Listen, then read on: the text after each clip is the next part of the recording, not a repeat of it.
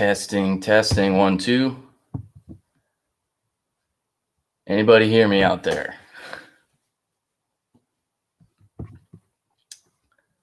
Let's see.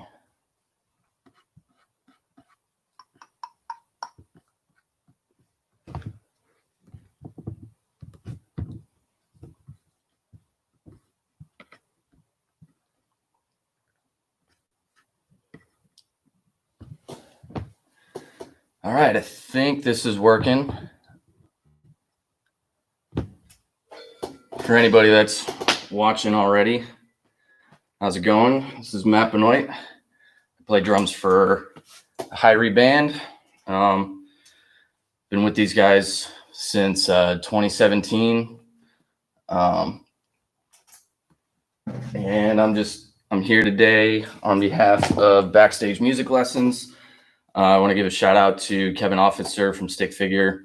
Thank you for including me in the group of many musicians that Backstage Music Lessons has been helping out, especially in these times for us that we can't be on the road giving lessons. I've seen a lot of people doing more and more remote online lesson stuff, and it's a lifesaver for a lot of us musicians at this time. So big shout out to Kevin and everybody who's involved with Backstage Music Lessons, and also to the Rootfire crew. Thank you so much for having me and for, just showing so much support for the entire reggae community for years and years.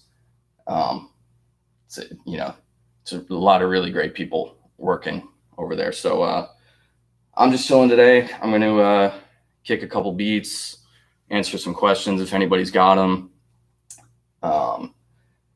And yeah, just going to hang out for a little while. Start by playing a little something. I don't have a full setup to be able to play along to tracks and stuff at the moment. Hopefully over the course of the coming few weeks, I'll be able to add some pieces of gear and start doing more of that stuff with the live streaming and jam along some Hirie tunes and stuff like that. But for now, just play some grooves and stuff. I'm going to dedicate this first one to Zeb from Tribal Seeds. I hear that he loves him a stepper's rhythm, so start off with a little something like that.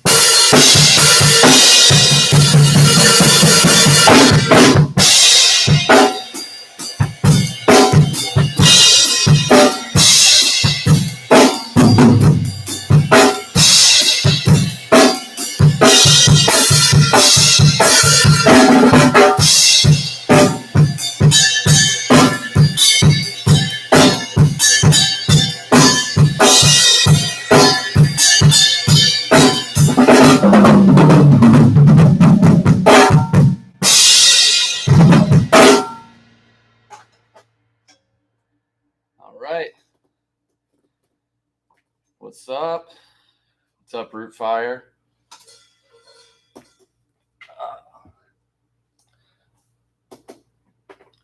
Yeah, so right now I'm actually on the East Coast, spending some time with my family here. I grew up here in Rhode Island. The last couple of years since I joined the Hirie band, I've been based out of San Diego, which the whole Hirie band is pretty much based out of there. And prior to that, I was living in Los Angeles for about 5 years. So for the last 7 or 8 years or so, I guess I've been in California, and I've kind of gotten used to only getting to see my family a handful of times a year, which it's great to be on the road traveling and doing our thing out there. But that's definitely one downside is not getting to see the family a whole lot. So it's like one unexpected blessing with this whole COVID situation is it's kind of giving me the opportunity to spend some time here at home and actually have a drum kit set up in the house. I haven't had this in such a long time. I've been living in a studio apartment for the last couple of years and definitely couldn't play drums like this in that capacity. Neighbors would kill me. So I'm just looking forward to, if we can't play shows over the next handful of months, hopefully I can just focus on just becoming a better drummer, working on more music production stuff, just trying to stay creative and hopefully come out the other side of this with a better skill set and be a better musician. So once we get out there, start playing shows again, I don't want to be too rusty. So yeah, this is kind of the plan for the foreseeable future for me is just focus on practicing, getting better as a drummer. And I also produce music myself. I have a solo project called Mind in Motion. You can follow me. I don't know if this is going to be like reverse, if you can read this or not, but at Mind in Motion Band on Instagram. And I have one record out that you can get on Spotify, YouTube, or pretty much anywhere you get your music from. It came out about 1.5 years ago. And actually the Rootfire crew did a lot to help me promote that when it came out. It's actually the backstory behind that's kind of interesting. Long before I ever met anybody from the Hirie band or got involved in that capacity, I was starting to write and produce my own stuff and start putting it out there online. And just through a kind of random set of circumstances, Seth Herman, the founder of Rootfire, got in touch with me, and he was super into the music I was making, and was real gung-ho about helping me get it out there. So then over the course of, I don't know, about 1.5 years or so, I was finishing that project. And in the midst of that, I got the audition to join Hirie on tour. And so my trajectory sort of changed a little bit, or I guess my priorities shifted a little bit once I joined the Hirie band. So it took a little longer to get that project out, but Seth, and then later on Reed Foster and Brian Nelson, a lot of the people that are part of the Rootfire crew, they definitely came through and helped me out with just trying to spread the word about that project. So in between Hirie tours last year, I went to the studio and recorded drums for about let's say like 9 or 10 new songs that are in the works. I don't necessarily think I'm going to drop it as like a full album all at once. Probably, especially the way things are now. I record everything aside from the drums. I record everything on my own in my home studio setup. So I'm not really constricted by paying X amount of dollars per hour for studio. So I can kind of take this at my own pace. And so I think the plan is just to kind of release a song here, song there, and just kind of get that stuff out there. But I'm really stoked about the new material. I think if you haven't checked out my stuff before, it's pretty much all instrumental. It's definitely a reggae dub centric project, but prior to kind of being a part of the reggae scene, I came up playing a lot of prog rock and metal stuff, a lot of like heavier styles of music. So it's been really interesting, focusing a lot more on the reggae side of things. And as a drummer, I've really tried to put a lot of attention and focus on developing the real like roots side of my playing. You know, we get the opportunity to tour with so many amazing reggae bands out there, and there's just so much talent. So, you know, when we go out there, I really want to make sure that like I'm giving this music the right feel, you know? So that's been my focus over the last couple of years. But now as I've gotten more comfortable with that, with regard to my solo stuff, I'm kind of becoming more willing to embrace that heavier side of me that I came up playing. So if you check out my stuff, there's a little bit of that metal side in my first record, but the stuff that I'm working on now that I will be releasing over the course of this next year or so, there's a lot of pretty heavy riffage going on. So definitely stay tuned for that. I also want to just real quick talk about the couple projects that I've been involved with recently on the music production side of things. As a drummer in Hirie, I do a lot of the production side of the live show when it comes to like click and backtrack stuff. I run a whole Ableton setup to have that stuff work when we play our live shows. And so through doing a lot of that stuff, it's led to some other side gigs and production things that I've been able to be involved with. The first one is our guitar player in Hirie, Blaine Dillinger. He has a side project called Dillinger's Hired Guns.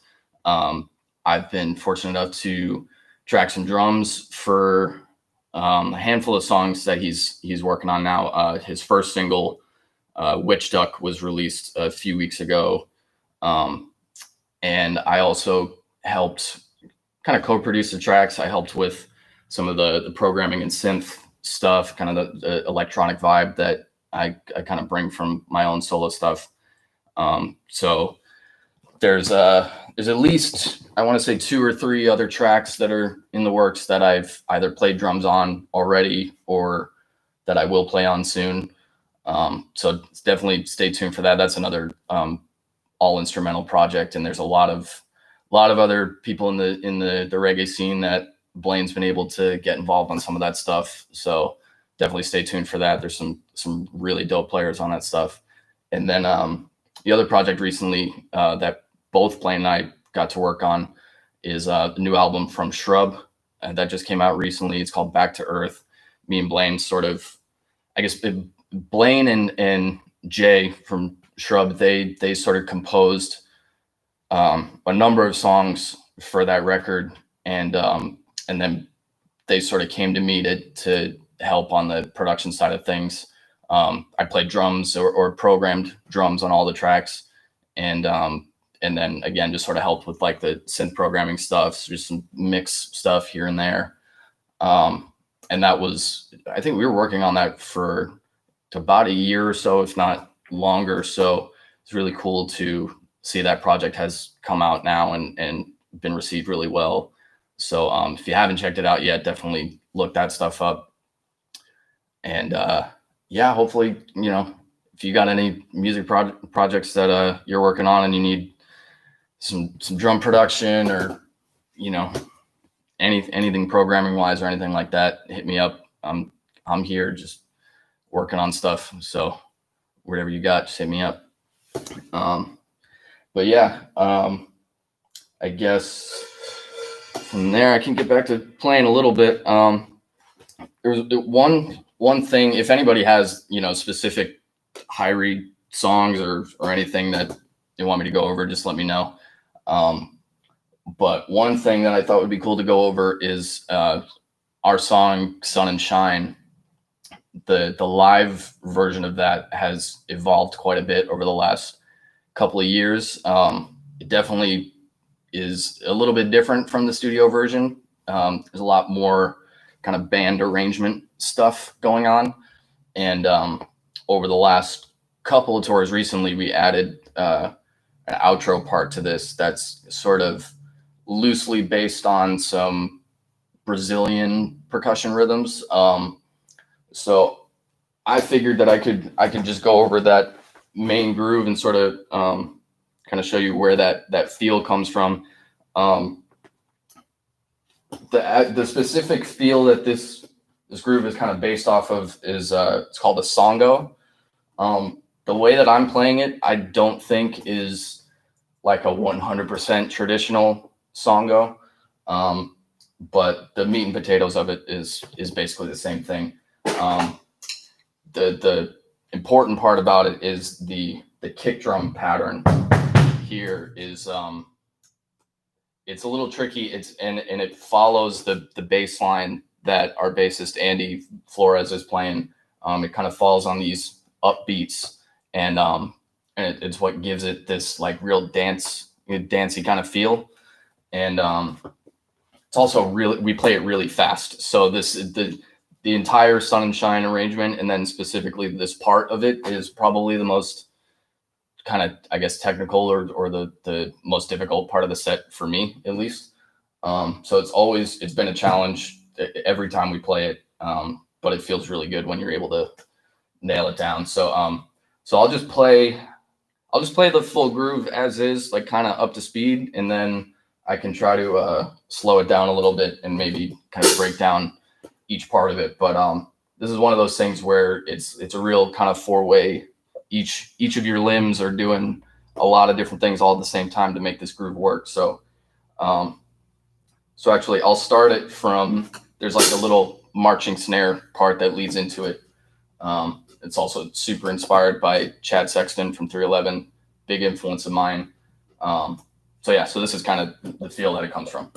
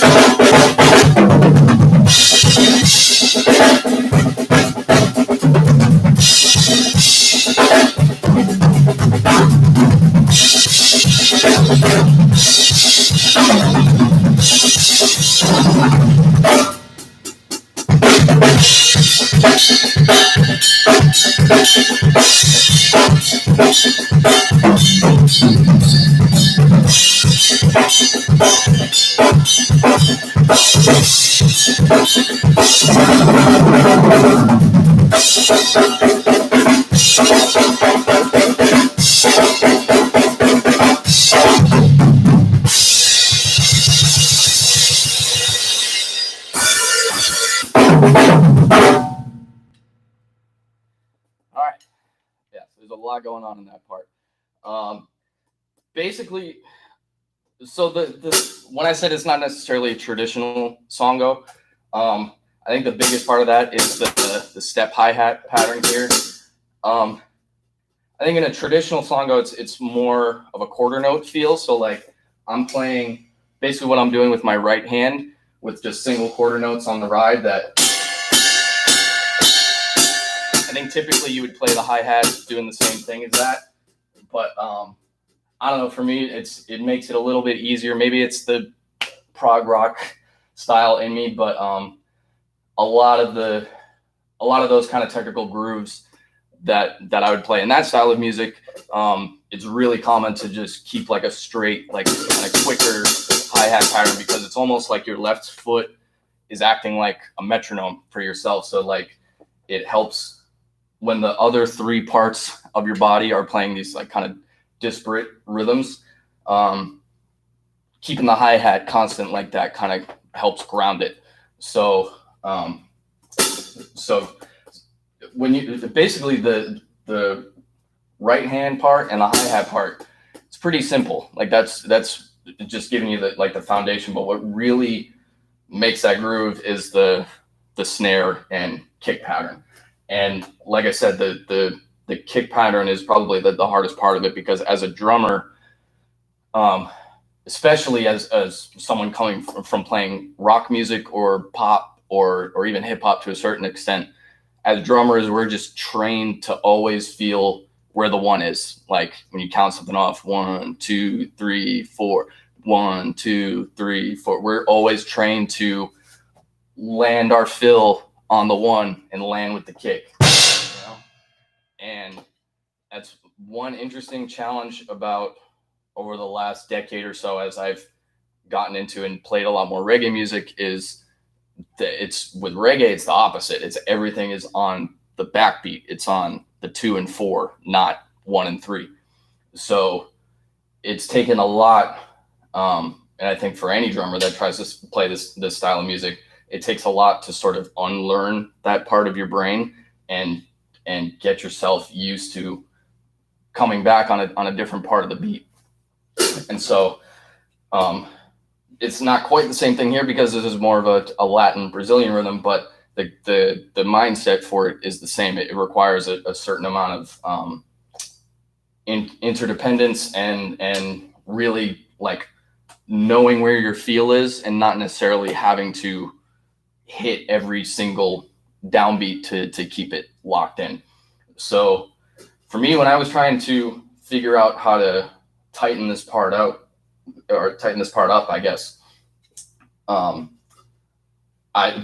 easier way to do it is to kind of have the kick drum be a little more constant. So I would land the one in those cases to kind of make it a little tighter. So in that case, it would be more like this, like a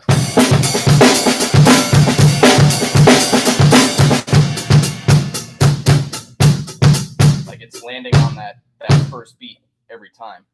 But the thing is, it's like it's not a huge deal, but like anybody that would listen to that kind of music would be able to tell right away, like something about that is not quite the authentic feel. It's not getting me moving the same way that a traditional songo would.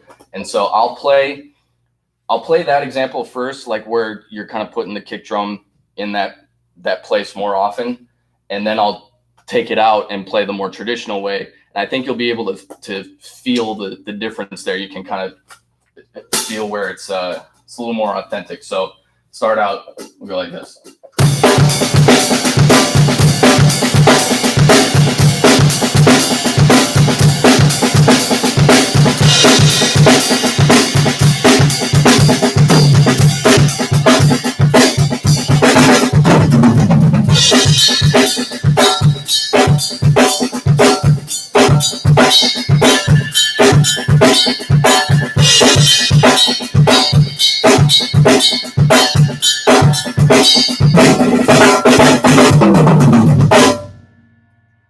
So like it's subtle, but it does make a difference. And especially, you know, it's hard to when it's just the drums by itself, but when you hear it with the full band, especially when with the bass line in there, when it locks right into the kick drum like that, and you have that little space on the beginning of the bar, it also gives it, when we play this part live, this is basically like a trading part, like solo section between the horns. So Chris, our sax player, and Andrew on trombone, they kind of do this dueling solo thing while the rest of the band just kind of lays that bed for them to do that.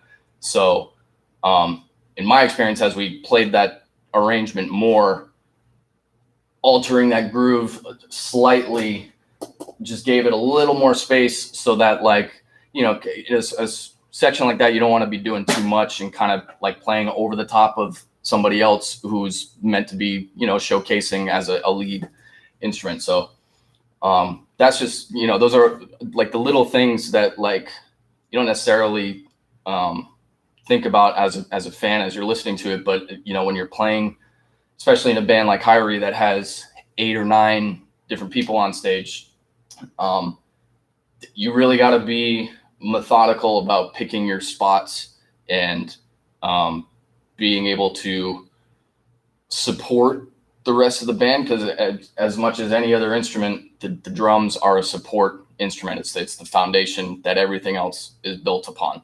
So it's one thing to want to be creative and come up with interesting parts to kind of insert your own musicality, but at the same time, you got to balance that with, you know, what else is going on with the full band. And then it's especially, you know, when you have vocals in the mix too, it's like, you know, nobody wants to be listening to their favorite song and have a bunch of random drum fills over the top spots. All right, I think we got a question from Anthony. What's your favorite Hirie song to play live?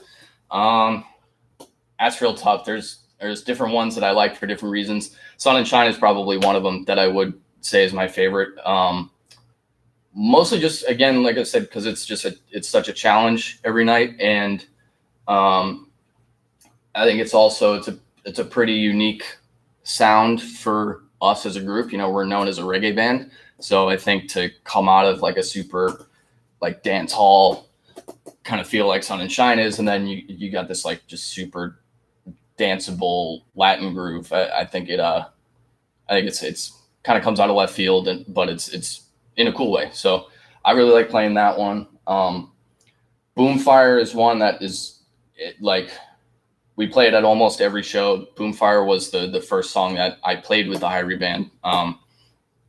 My audition with them was the live arrangement for Boomfire. And actually, I should tell, it's an interesting story, real quick, how my audition process with Hirie went. So like I said, this was back in like 2017. So at the time I was living in LA, and I was working for a music licensing company as my day job. And so at the time, I had seen that Hirie had posted on their social media that they were looking for a drummer.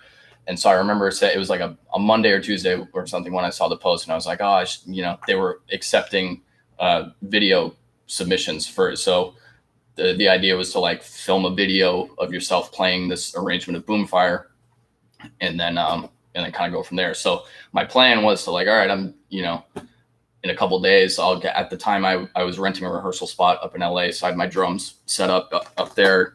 And I was like, all right, in like a couple of days, I'll go and film this video and send it to him. And then before I even got the chance to do that, I was at work. I was like on my lunch break, just like scrolling through stuff on my phone. And I got a DM from Trish from the Hirie Music account asking if I wanted to audition. I don't know how she got on my page. I think it was I know we had some mutual friends in the scene. So I think maybe I like popped up on her explore page on Instagram or whatever. And she like saw some of my drum videos, liked some of the stuff I was playing. And so, so in the message, she said to me, we're holding auditions today until 9 PM. And we're down in San Diego. So if you can make it, let me know, and, you know, we'll be here. And so at the time, this was like, I don't know, 1 o'clock in the afternoon or something. And I'm up in LA. It's like a 2-3 hour drive from San Diego. So I was like, all right, and made up an excuse to leave work early. I went and grabbed my gear and hopped in the car and started driving down. But then the nerve-wracking part about that was I never got to actually practice the song. I never got to play it on my own. So I'm just like in my car driving through like rush hour traffic to get down to San Diego, and like just listening to this Boomfire arrangement over and over and over, and just trying to remember, you know, what the different different parts where then it's the same arrangement that we do now. Like if you've seen Hirie live, that part of the set, there's like this big dubstep, like EDM kind of outro thing with lots of hits and, you know, stuff that you really gotta know all the parts that are going on. It can be really easy to get lost in that part. So I was a little nervous going down in there and knowing that like the first time I would play the song is with the band. But luckily it went pretty well. I got down there and I think I was the last person to audition that day. I think by the time I was there, it was like 7 or 8 o'clock at night. And we played the Boomfire arrangement and it went over well. And then we just kind of jammed on some other stuff. And yeah, just it went really well. And they offered me the gig on the spot. And about 2-3 weeks later, I think, was when we started my first tour with them, which was the first Woman Comes First tour with Natalie Rise. And that still to this day was one of my favorite tours. Love the Natalie Rise band. We got to tour with them again. The last tour we did before coronavirus hit. So yeah, it was definitely an interesting experience, and one of those things where like, you know, you can't possibly plan for something like that. Or, you know, I've had so many people ask me like, how did you get into the Hirie band, or how did it happen? Was there like some, like, I don't know, like way to get in that is like not obvious? And I don't know. It's one of those things where it's just happenstance. So just lucky to have Trish end up on my page and like some of my stuff, and lucky enough that I got down there and that I was close enough to San Diego to make the drive and make it work. So yeah, I'm super thankful that all worked out. And since then, you know, it's just crazy to think about the amount of opportunities that I've gotten through the Hirie band and the tours that we've done. Everything from like playing stuff like Closer to the Sun with Slightly Stupid, or even going on a full summer tour with Slightly Stupid last year, with them, Tribal Seeds, Modest Yahoo.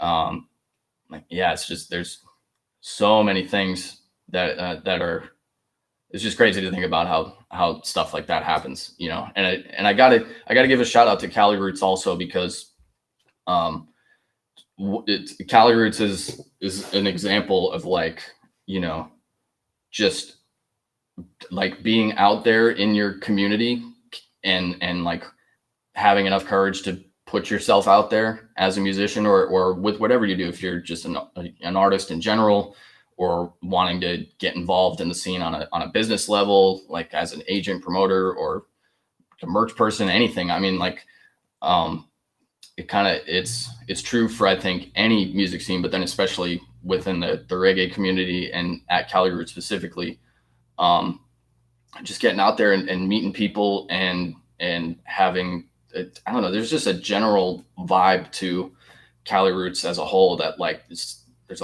just a inherent support there with a lot of different people. And like I said, I mentioned the Rootfire crew.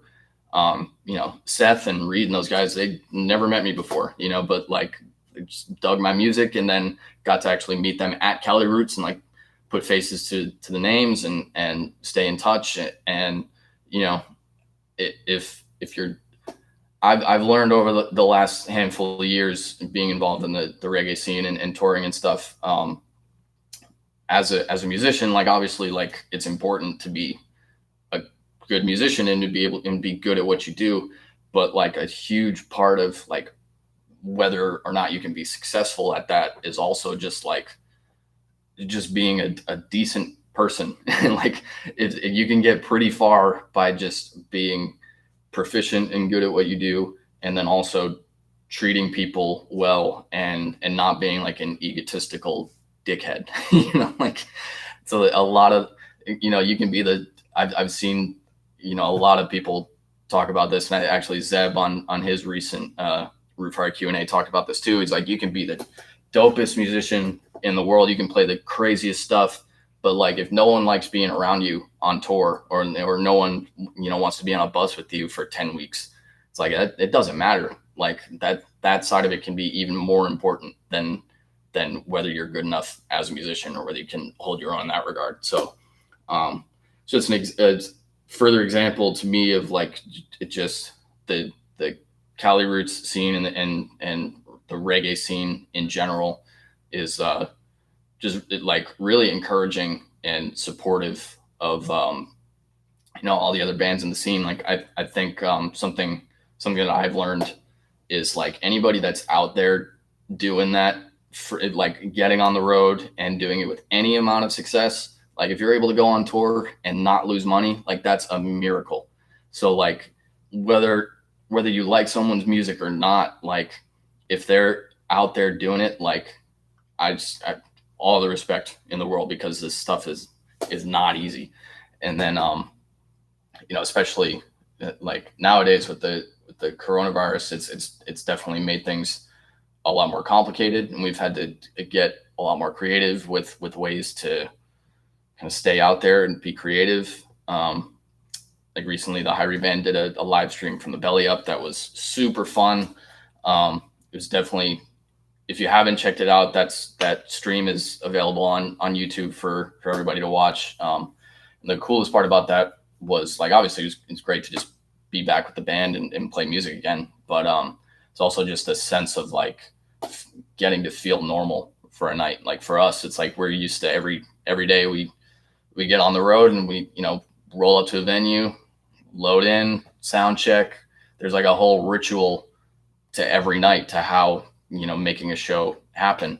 And just the way that like almost overnight everything was everything just stopped, especially in the touring industry. It's been really I don't know, it was kind of jarring at first, and I think everybody is still trying to adjust to it, but it was definitely really nice just for that one night to be able to get in a cool venue that we've played at before, like the Belly Up, and with full production, lights, sound, and all that stuff, and just play our songs and hang out and have fun. And it was definitely, I think everybody who watched hopefully enjoyed it, and hopefully we get to do that again at some point. And then hopefully in the future that everything trends in the right direction and we're able to get back out on the road and start doing this stuff again. Because I know myself, everybody in the Hirie band, and then everybody I know that I've talked to and other bands in the scene, it's we're just so ready to get back out there and start playing again. Because I know myself as a drummer, playing the drums, it's a real physical instrument, and there's definitely it's like working out, like you get like a certain amount of endorphins and like just good chemicals in your brain that like it makes you feel good to do this. And so like getting to play music every night and like just really put it all out there and exert yourself, it's something that I've missed a lot in the last couple of months. So yeah, hopefully things keep trending well. Definitely, I think everybody just be following all the guidelines. Let's just do everything we can to make this situation as good as we can now, so that we can get back to it as soon as we can. But yeah, so I guess, like I said, if anybody has any other questions or any like specific Hirie things or production stuff that you want to have answered, let me know. I will mention too, in regards to Backstage music lessons, obviously, like if you're interested in learning anything about the drums, hit me up for that. I'm available. But then also, I mentioned that I do a lot of the production stuff on stage for Hirie, the click and backtrack stuff. I get a lot of questions about my setup and what I'm doing to run all that stuff. I don't want to get into all that now because it's kind of technical and can get a little boring after a while. But anybody who is interested in that stuff, hit me up. I'm totally willing to do that as a lesson as well. I've had over the last couple of years, I've had a lot of experience with a lot of different ways of doing that, and I had different issues pop up and things happen, and you got to figure out a way to make it work or find a better way to do it. And so yeah, so if if anyone's kind of at a loss for how that stuff works, hit me up. I'm happy to go over all that stuff. But yeah, I guess I'll get back to just playing a little bit for a second. Let me think. Oh, actually, you know what? Someone asked me what my favorite Hirie songs to play. I was going to mention a third one that I always love to play is Sensi Boy. The thing that I like about Sensi Boy is it's not a very difficult song. Like it's not like Sun and Shine where it's like this big like kind of technical showcase. But Sensi Boy is just, it's one of those ones, you know, obviously it's a popular song for the Hirie band. So it always gets a good response from the crowd. But for me as a drummer, like I said, a lot of this stuff, it's about like supporting the song in the proper way. And Sensi Boy is one of those where like just being able to lay it down real simple and find little tiny ways to add little details in there that might not even be super noticeable when the whole band is playing.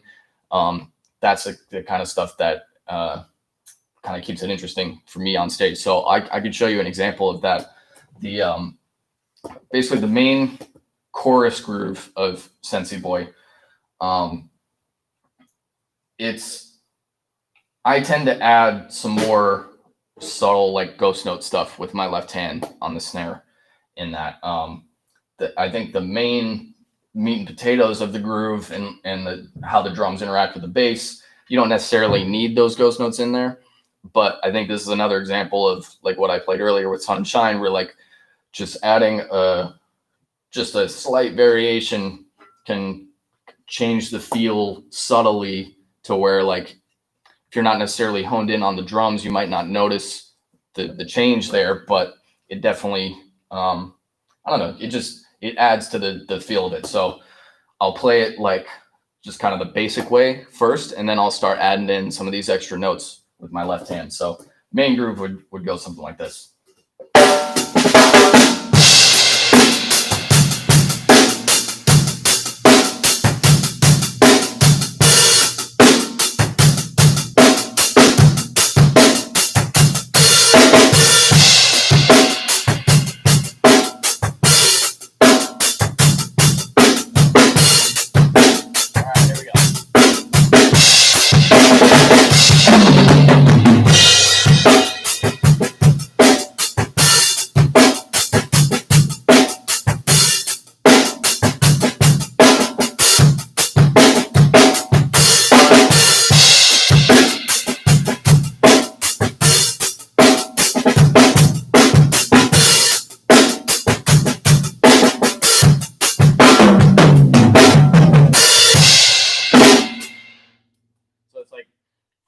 The ones that I like, the part that I like about that groove the most is like towards the end of it, I'll do like these ghost notes that follow like the main backbeat of it's like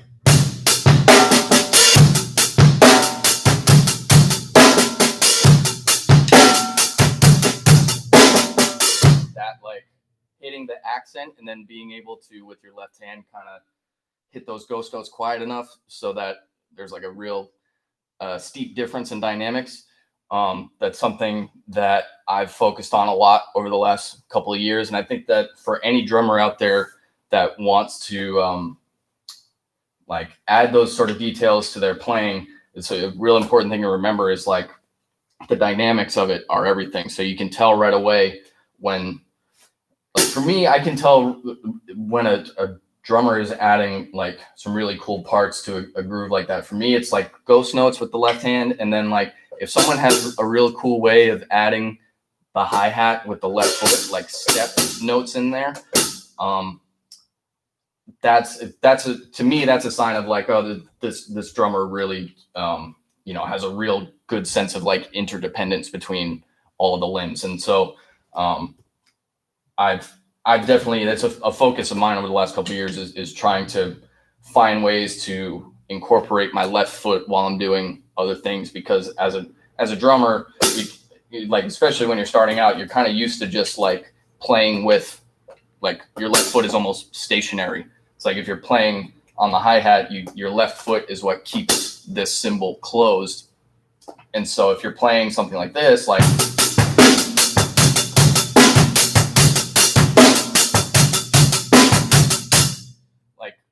the left foot's not really doing anything, you know, it's just keeping this hi-hat closed, and the rest of your body is kind of doing most of the work there.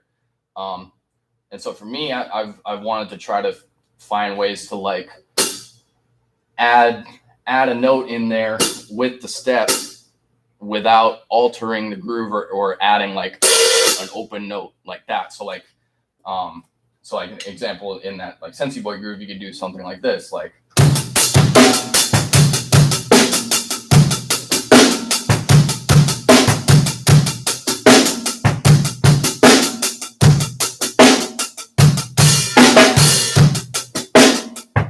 Like adding it like right before the snare, the backbeat, because it kind of like if you're playing that with your right hand, you're kind of covering that note already, but there is like a slightly different sonic quality to playing it with your foot versus your hand. Like this sounds different than this. So like, and it's so the key with that though is making sure that like you keep it clean so that they sound like closed hits. You don't want to do like, unless you're trying to intentionally do an open note, but like in this case, you don't want to have like these like errant open notes in there. That's what can make it a little bit difficult at first, but like is a really cool thing in the context of a groove. Like it can actually help you lock things in. Like for me, an obvious example with that, with a Hirie tune, is Getting Back to Sun and Shine. The main Sun and Shine groove, it's an all electronic programmed song. So the main groove is kind of like a straight up dance hall feel, like a.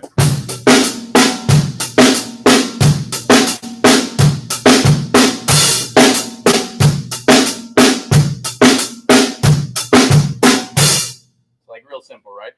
But for me, as I was playing that live, and also listening back to the recording, a lot of times when you have like electronic programming, there's like kind of subtleties in where like a hi-hat won't necessarily be like as consistent as someone playing a hi-hat. There'll kind of be more like jagged rhythms in there, or like kind of glitchy stuff added in. So like when I was listening to Sun and Shine, I wanted to find a way to like give it this more, there was more space in the groove. I didn't want it to be like just this consistent like right hand just going like just all the way through like that. It kind of sounded boring to me. So I started just adding in the left foot into that, and it was partially just a way to like kind of challenge myself with it. But then it ended up being, to me, a better way to make that groove feel, and then it also helps me lock in with the, you know, when we're playing along to a click track, it actually helps. So like here's the difference. I'll play the basic part where I'll just keep the right hand consistent, and then I'll start adding those step notes in there, and you can kind of sense the difference.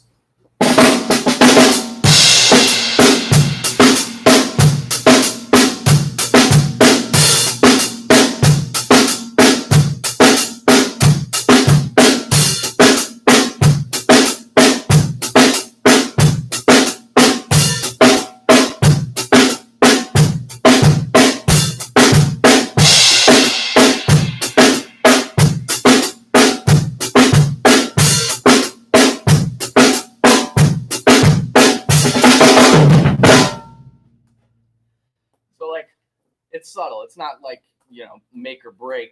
You can still play that groove as is and like still serve the song well. But again, it's like just one of those subtle things where it's like it helps as a drummer on stage. There's like I mentioned earlier, there's a fine line between like wanting to inject your creativity into something, but then also not doing it in a way to where you're doing it at the detriment of the song or the rest of your band members. You know, like a lot of you know, especially the drums and bass is the foundation for everything. So if you're not locking in as a drummer with your bass player and vice versa, you know, everything else can sound great, but if that feels not right, then everything's kind of thrown out of whack. So there's definitely, over the last couple of years, getting to play with a bass player like Andy Flores, who's just like, even before I joined the Hirie band, that dude was my favorite bass player in the scene. He's an incredible musician. But the really cool thing about it is, now having played with him for 2.5 years, we know each other's tendencies. We know how, even if we're not playing something exactly the same every night, I kind of know how Andy's going to throw in a different lick. And especially, he's a super improvisational player. He's definitely mixing stuff up a lot. So for me, it's about like finding the space to, or finding a way to play all of these parts in a way that's familiar to the rest of the band, so that everybody still has that same feel. We're able to lock in and nobody feels like taken out of their own part. But then also, like, between some of the other members in the band, it's cool that, like, just throw in little things here and there. Like, as a drummer, it's always good if I can get Andy or our keyboard player Bach to, like, kind of in the middle of playing, like, look my way with a little smile because I threw something a little different in there. Like, you live for those moments, But again, it's a fine line. You don't want to be throwing drum solos into every freaking song because you'll get fired. So yeah, we're coming up on like an hour here. I guess if anybody else has any questions before I head out, just let me know. Like I said, I want to again thank Rootfire, Backstage Music Lessons, everybody for putting this together, and everybody who's watched, and everybody in general who's just out there supporting all the bands in this scene. I mentioned our Hirie live stream earlier. We were, as a band, collectively just blown away by the level of support from everybody that watched, everybody that donated to help us stay afloat during these times.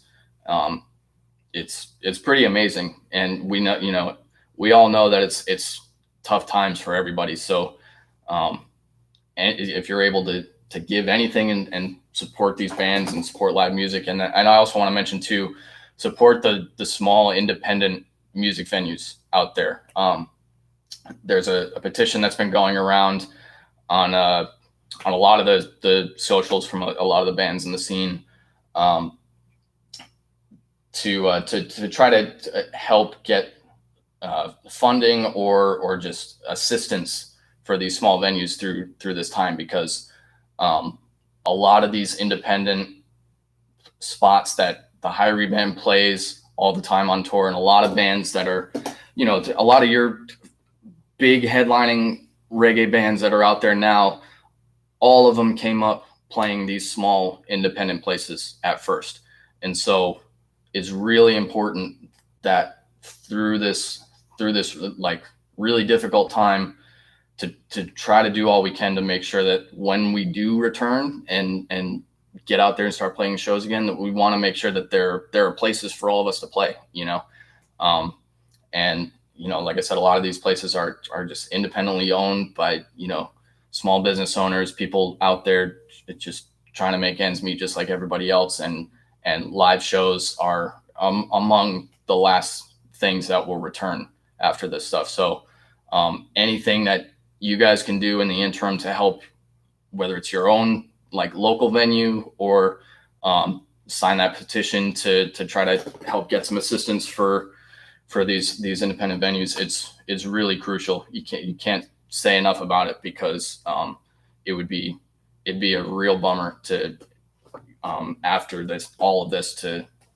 try to get out there and tour again, and we might not have a lot of places to play, or a lot of these places that we have great memories from, great shows in the past, and great people that have treated us well at all these different venues. Like, we really want to make sure that those people are able to still be there after this. So anything you guys can do to help out your local independent venues, and independent festivals as well, anything helps. So yeah, I guess I'll take it out with just a little bit more jamming. me think if there's a higher groove. I don't know. I haven't just played like a straight up one drop yet, so let's just go straight roots for the end, I guess. Just protect my ears. It's another thing for drummers. If you're not taking your ears, you're protecting your ears and taking it seriously, start doing it, because the first like year or two that I played drums, I didn't really take it serious, and I've got like my left ear, since it's close to this snare drum, got like a little tinnitus in there, and there's no fixing that. So take it serious. But yeah, let's jam this one drop.